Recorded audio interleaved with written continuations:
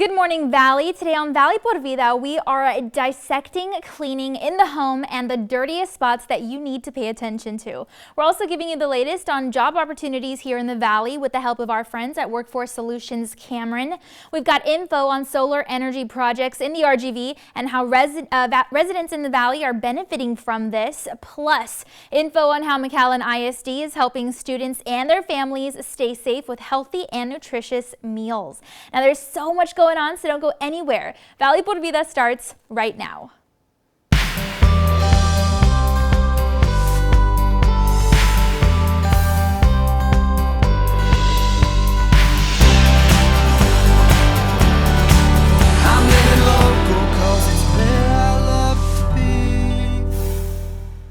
Hi there, and thanks again for tuning in to Valley por Vida this morning. I'm your host, Danielle Banda.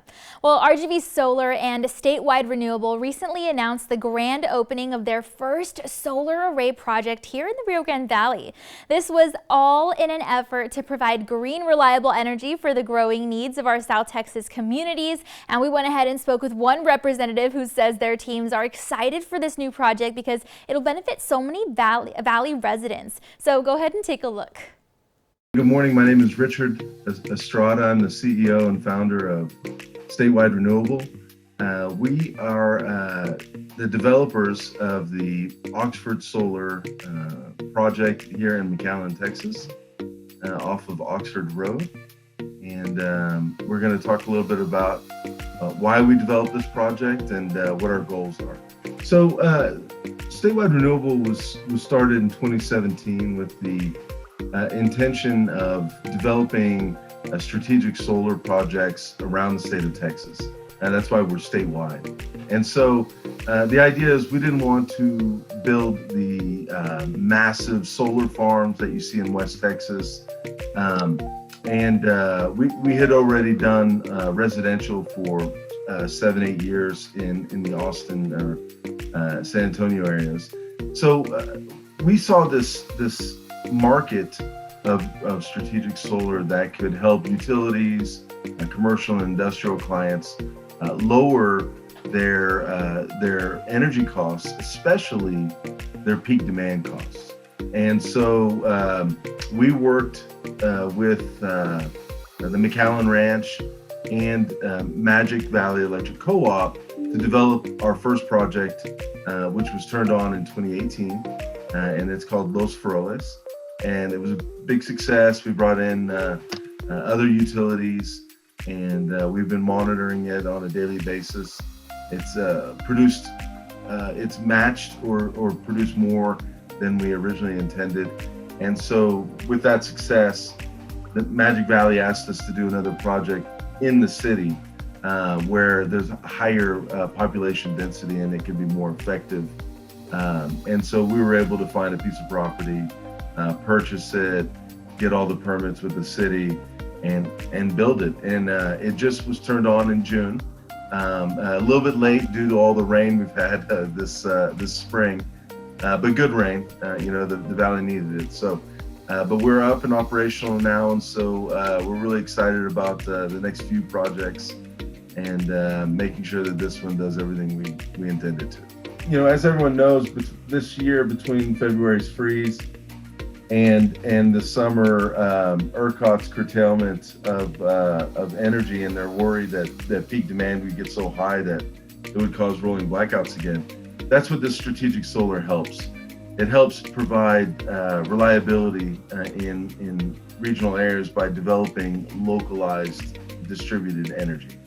And so, as people are turning on their air conditioning, as people are turning on TVs, coming home from dinner and flipping all the lights and whatnot on, our solar projects that are built in these regional strategic areas will help offset those demands. The second thing is that because we have the tracking systems installed, we're following the sun, so our production stays consistent later in the afternoon when peak demand goes up. That peak demand energy is very expensive. So typically Texas has low cost energy, but from 2 o'clock till 6, 7 o'clock in the evening for 6 months of the year, our energy costs go up significantly, and our solar projects can help offset that. And the utilities, our commercial industrial partners, they see the benefit of that. And so we've had a lot of success over the last 4 years. You know, one of the things that James McCallum is my partner, my business partner. And so one of the things that we were really excited about is that we want to develop these sites, some of them in the city, in the urban areas. And we want to do it in a way that is beautiful, that we're not just building these industrial facilities that maybe aren't that pretty. So we've made a commitment to restoring the areas to a natural state. So we're going to be implementing natural grasses, bushes, flowers, all of which are native to the area. And then in addition to that, we're going to be introducing honeybees. And so these honeybees will be creating honey, they'll be pollinating the local areas. And then the idea is that 2, 3, 4 years from now, it's going to look like a garden. And so you're going to have this garden in these various areas that is generating energy for the local community, keeping energy costs down, and doing it without any pollution. So that's our goal. And so far, it's going well. Fingers crossed. Their teams say that utility companies here in the Valley are eager to employ these strategic solar systems for 3 reasons. First, it provides cost savings for the consumer. Second, it helps improve reliability for grid operations, and it's all locally produced and distributed energy. Now, you can feel free to check out the info on your screen for more information on projects like these in the Valley.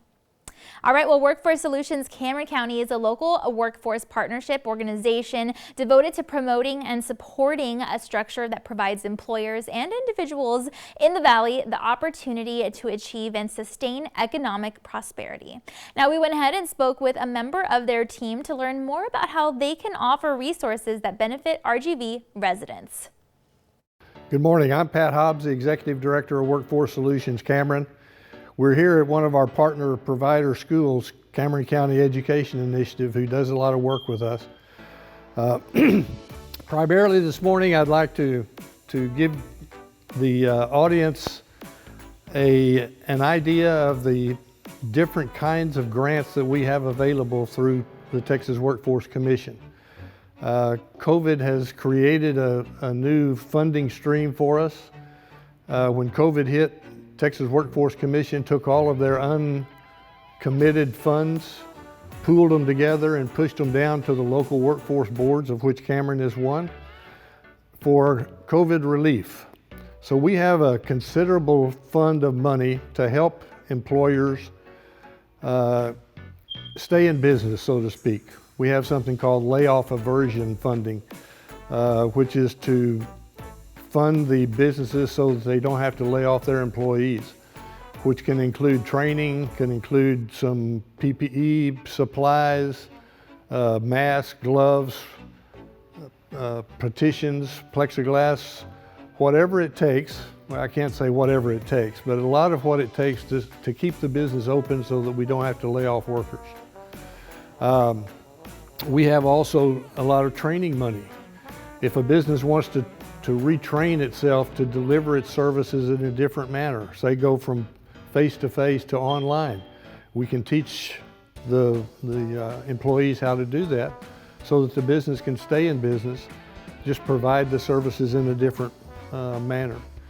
I brought with me Ray Tejada, who's the director of our business services unit, and I'd like to ask him to run through the different types of grants that we've got.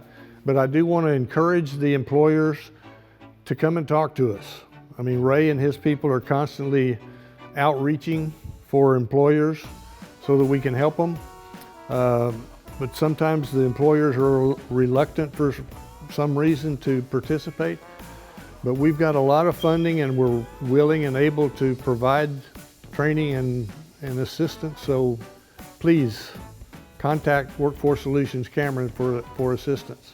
Thank you. Good morning. Like Mr. Hobbs was saying, since the pandemic has began, businesses have been impacted in a multitude of ways. But the Texas Workforce Commission, in partnership with local training providers and the workforce development boards, has created a way for businesses to upscale, the skills of their employees, whether they be current or new hires, so that they can go out there and contend with the new business climate that exists today. So, businesses can contact us so we can talk to them about, the specific trainings that are available to help their staff and to help them do business. We can also provide assistance with, personal protective equipment, PPE, technology, whatever the case may be, to keep them in business and keep them doing business safely. Be sure to visit WFSCameron.org for more information. All right, well, it's time now to take a commercial break, and then we've got to look at your local weather updates. But be sure to stay tuned because Valley por Vida will be back. And we'll have an inside look at how McAllen ISD is helping students and their families get healthy and nutritious meals. After all, food is fuel for the brain, and we'll learn all about how this impacts students' education. That info plus more coming up.